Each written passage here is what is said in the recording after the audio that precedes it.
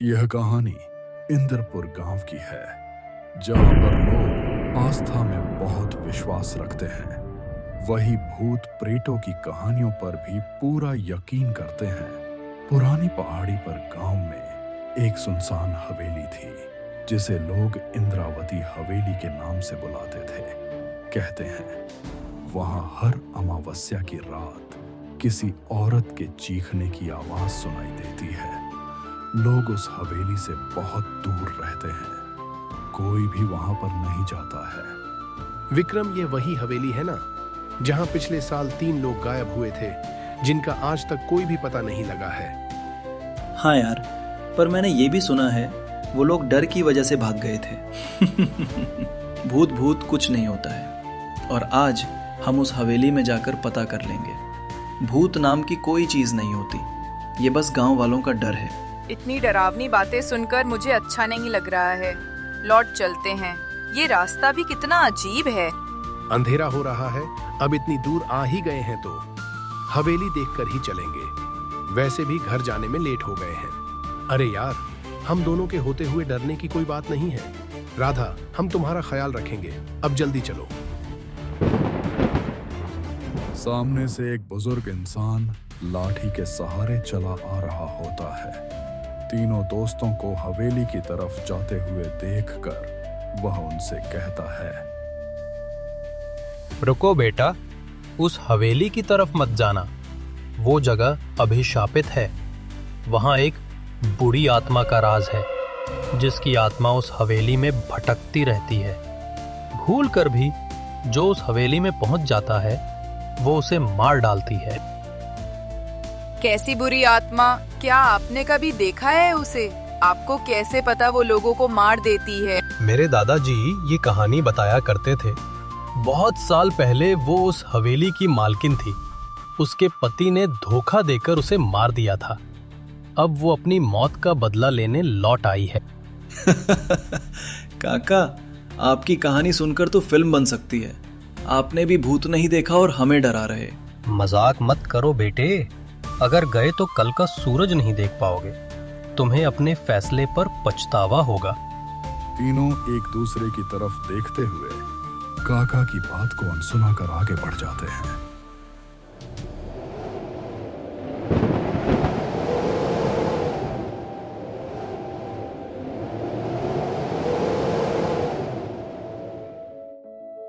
पता नहीं वह बुढ़ा क्या क्या बोल रहा था।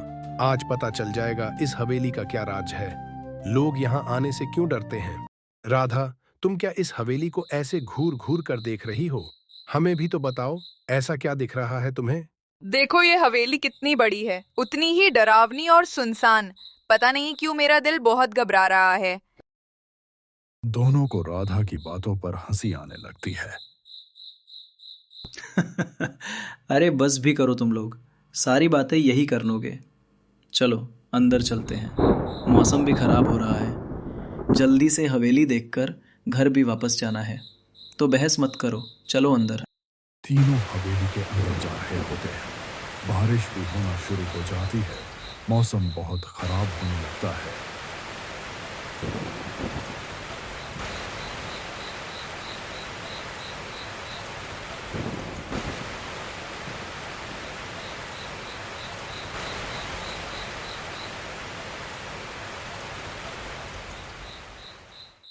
जब तक बारिश बंद हो रही है तब तक हम हवेली देख लेंगे। बारिश बंद होते ही यहाँ से निकल लेंगे। आओ मेरे बच्चे, मेरे पास आओ। ये तुम्हें मार डालेंगे, मेरी आवाज के पीछे पीछे आओ आओ।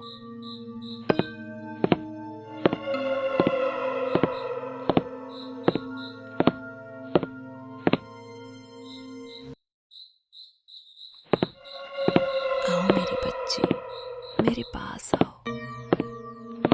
राधा एक अनजानी आवाज के पीछे पीछे चल देती है। उसे कुछ भी होशो हवास नहीं होता है। ये तुम्हें मार डालेंगे, मेरी आवाज के पीछे पीछे आओ आओ। अरे यार, अब राधा कहाँ चली गई? वैसे तो इतना डर रही थी इस हवेली के अंदर आने से, और अब अकेली घूम रही है। कहीं ऐसा तो नहीं वो किसी मुसीबत में फंस रही है? चलो चलकर देखते हैं। दोनों बुरी तरह से डर जाते हैं और राधा को अलग अलग ढूंढने लगते हैं।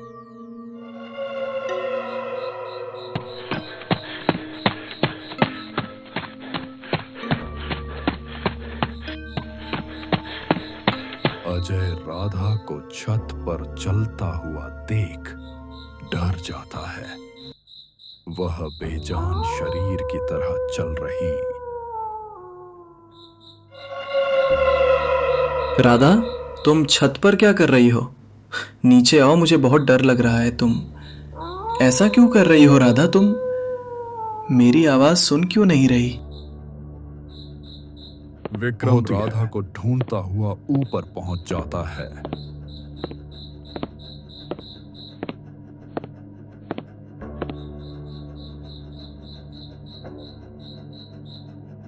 विक्रम राधा के पास पहुंच जाता है। उसे रोता हुआ देखकर हैरान हो जाता है। कोई नहीं बचेगा, सब मारे जाएंगे। वो आ गई है, सबको मार डालेगी। तुम ऐसी बात क्यों कर रही हो? हम लोग कितना परेशान थे तुम्हें लेकर। तुम यहाँ क्या कर रही हो? तुम्हें ऐसे देखकर मुझे डर लग रहा है। चलो यहाँ से चलते हैं। मैं यहाँ से कहीं नहीं जाऊंगी और ना तुम लोगों को जाने दूंगी। सब लोग मरेंगे। तुम लोगों को तुम्हारी मौत यहाँ लेकर आई है। मार डालूंगी, सबको मार डालूंगी। ये मेरा राजमहल है। राधा, तुम इतनी डरावनी बातें क्यों कर रही हो? मेरा दिल बैठ जा रहा है। चलो यहाँ से चलते हैं। भगवान के लिए ऐसा मत करो। अजय भी तुम्हें ढूंढ रहा है। उसे भी बताना है तुम मिल गई हो। अब तुम यहाँ से चलती हो या तुम्हें जबरदस्ती उठाकर ले चलो। राधा अपना रूप बदल लेती है। विक्रम राधा को देखकर घबरा जाता है और वहां से दबे पांव भाग निकलता है।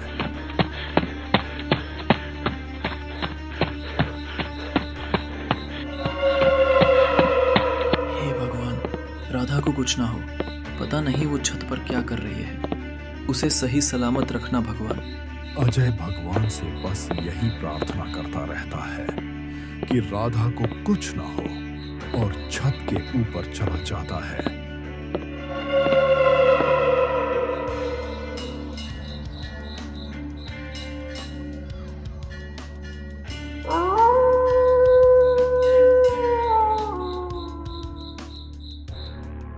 विक्रम भूत को देखकर सीढ़ियों से नीचे की तरफ भागता है। उसके पैरों तले जमीन खिसक जाती है कि जो कहानियों में सुना था वह आज सच हो रहा है। राधा, तुम ऐसा क्यों कर रही हो? होश में आओ। तुम्हें मेरी आवाज सुनाई दे रही है ना? तुमने सही कहा था, ये जगह ठीक नहीं है। राधा अपनी ही धुन में खड़ी होती है। अरे राधा, तुम होश में तो हो? ये क्या करने जा रही हो? तुम्हें हमने न जाने कहां कहां ढूंढा।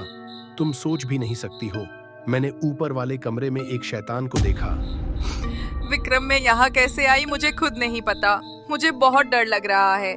मुझे बस कानों में एक ही आवाज सुनाई दे रही थी कि तुम लोग मुझे मार डालोगे और मुझे इस कुएं में छलांग लगा देनी चाहिए।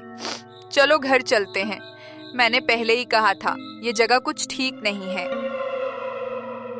मुझे माफ कर दो राधा और विक्रम। इन सारी बातों का जिम्मेदार मैं ही हूं। अगर मैं जिद ना करता तो आज हम तीनों यहां ना फंसे होते। वो सामने देखो कौन है। कोई नहीं बचेगा, सबको खा जाऊंगी।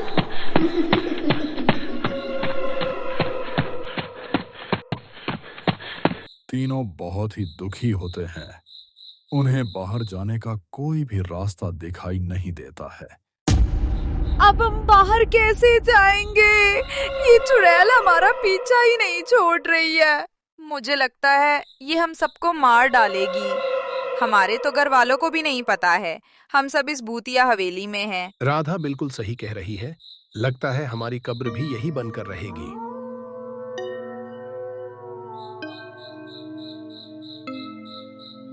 मुझे भगवान पर पूरा भरोसा है।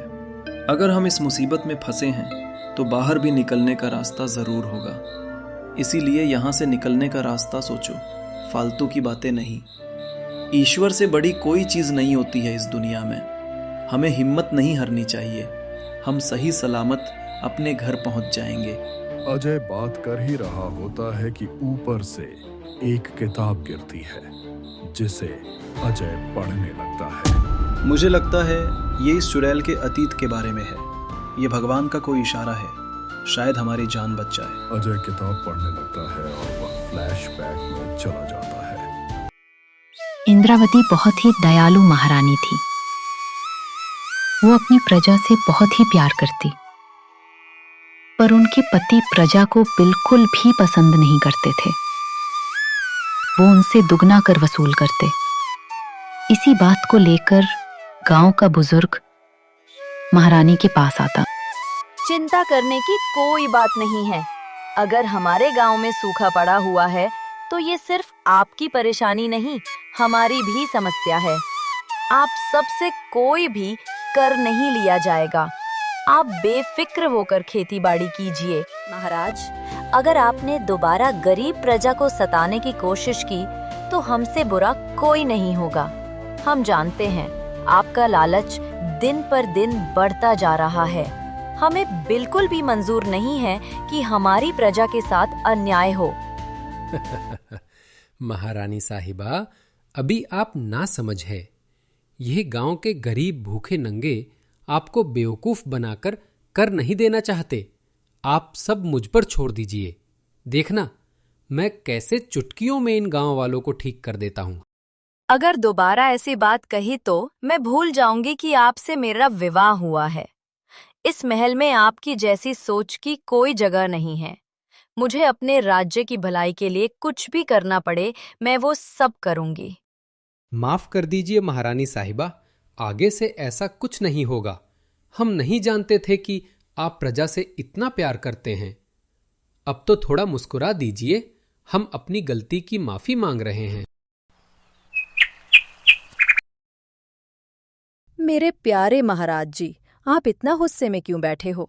आपकी उदासी का कारण तो बताइए। इंद्रावती अपने आप को समझती क्या है? मेरे बिना वह कुछ भी नहीं है। मुझे नफरत है उस औरत से। मन तो करता है उसे जान से मार दो। जितना घमंड उसे अपनी सिंहासन का है, एक पल में सब खत्म कर दो। तो आपको रोका किसने है? मार दीजिए इंद्रावती को। वैसे भी मेरे महाराज का ही राज होना चाहिए इस महल और प्रजा पर। मैं भी दासी से महारानी बनना चाहती हूँ, अपनी महाराज की। दोनों इंद्रावती को मारने की साजिश कर लेते हैं और मन ही मन बहुत खुश होते हैं।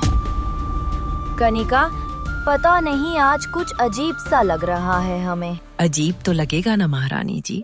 खाने में जहर जो मिलाया था मैंने, बहुत लोगों पर हुक्म चलती थी। अब बोलकर दिखा। तुझे तड़पता हुआ देखकर दिल को बहुत सुकून मिल रहा है। महाराज, हमें बचा लीजिए। कनिका ने हमें जहर दे दिया है।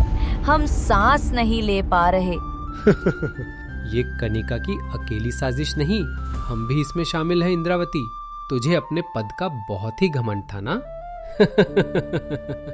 देख, आज तुझे घुटनों पर कैसे ला दिया मैंने। पूरे गांव में खबर फैला, 2 इंद्रावती अभी दुनिया में नहीं रही है। बीमारी के चलते उनका देहांत हो गया है। अब महल और गांव पर उदयवीर का ही राज था। वो प्रजा को फिर से सताने लगा और गांव वालों से कर वसूलने लगा। रानी साहिबा, आप हमसे विवाह करके खुश तो हैं ना? हम आपको कैसे लगे? और ये महल भी। महाराज, आप भी बहुत अच्छे हैं और ये महल भी। हम तो बहुत खुशकिस्मत हैं जो आपकी पत्नी बनने का सौभाग्य मिला। दोनों बात कर ही रहे होते हैं कि पीछे से कनिका आ जाती है और उदयवीर से बोलती है,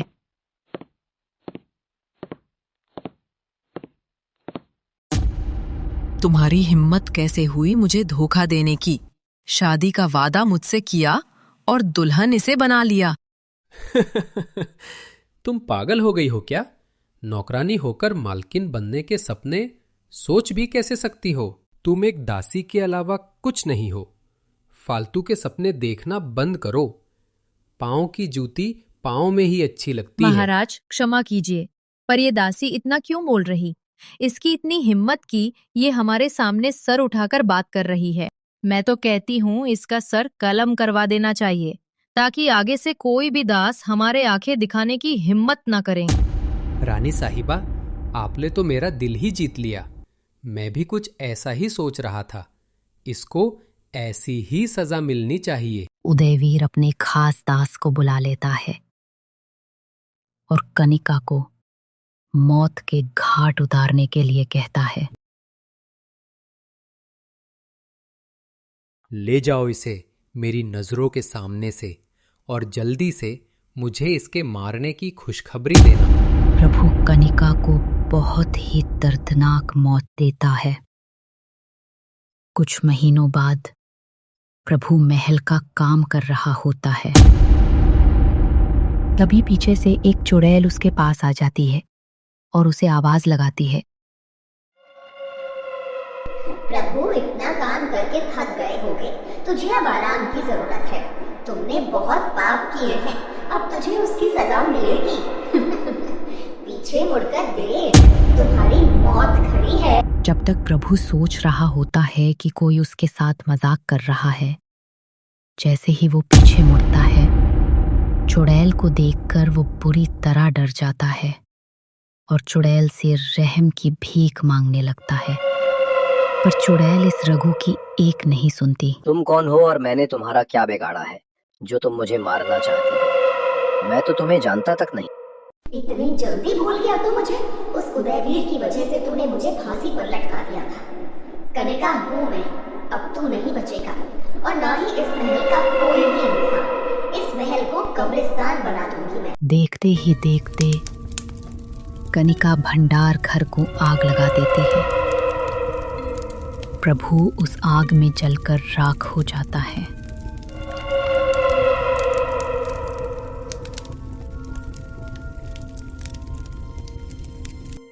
रानी चंपा महल में घूम रही होती है।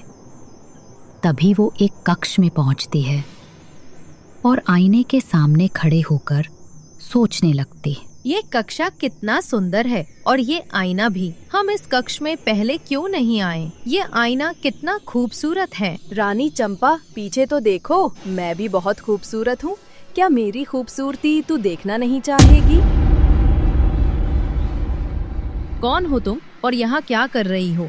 मैंने तुम्हारा क्या बिगाड़ा है? भगवान की खातिर मुझे छोड़ दो। तुझे छोड़ दूं? तेरी वजह से ही तो उदयवीर ने मुझे जान से मरवा दिया। तुझे भी उसकी सजा मिलेगी। जितना दर्द मुझे हुआ अब तुझे होगा। बहुत शौक है तुझे मेरे कक्ष में आने का। ये मेरा कक्ष है। कनिका एक बुरी आत्मा होती है। वो रानी चंपा को तरपा तरपा कर मार देती है और वहां से चली जाती है। राजा उदयवीर जब कक्ष में आते हैं तब वो रानी चंपा को मरा हुआ देखकर बहुत दुखी होते और रोने लगते हैं। उदयवीर को समझ आ जाता है कि ये सब कनिका ने किया, इसीलिए वो महल छोड़कर वहां से चले जाते हैं। वर्तमान समय। मतलब इतने सालों से हम इस हवेली में इंद्रावती के भूत को समझते आए हैं, पर असल में इस हवेली की चुड़ैल तो कनिका है। आज तक महारानी इंद्रावती को गलत समझा गया था।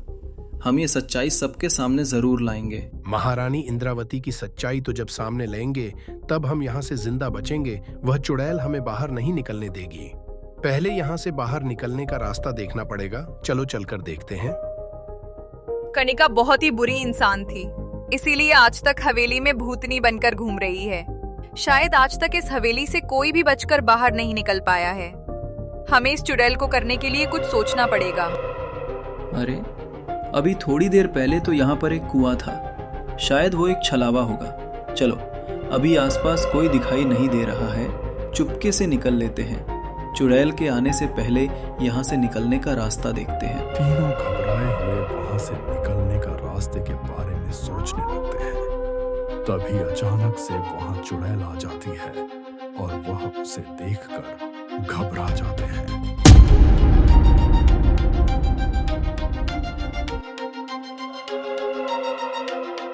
तुम लोग यहाँ से बचकर कहीं नहीं जा सकते हो।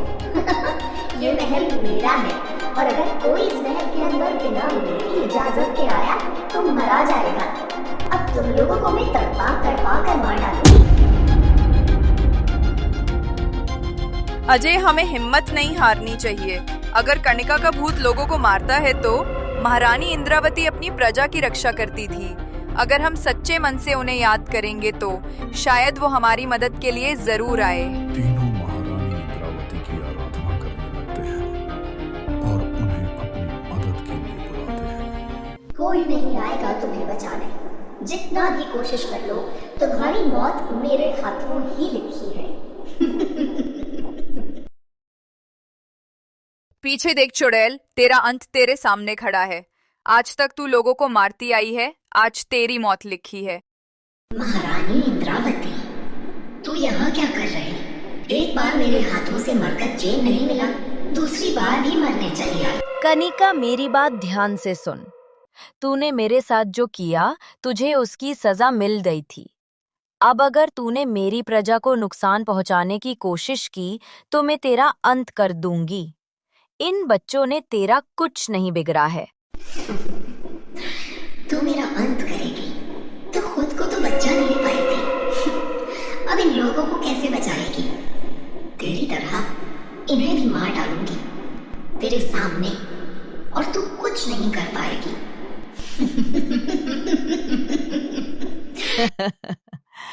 तुम लोगों ने मुझे पीठ पीछे मारा था क्योंकि तुम लोग जानते थे मुझे सामने से हराया नहीं जा सकता था।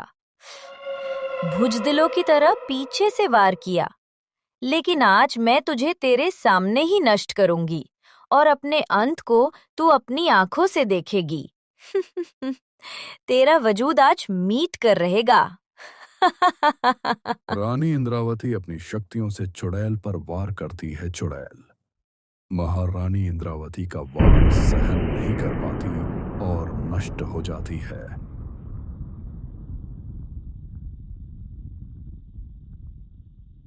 बच्चों, तुमने मुझे सच्चे दिल से बुलाया, इसीलिए मुझे आना पड़ा।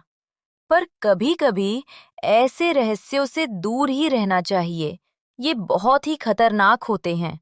मुझे अच्छा लगा तुमने मेरे साथ हुए सच को सामने लाने की कोशिश की। इतना कहकर महारानी इंद्रावती वहां से चली जाती हैं। इसी के साथ अगर आपको हमारी कहानी पसंद आई है तो प्लीज लाइक एंड सब्सक्राइब कीजिए।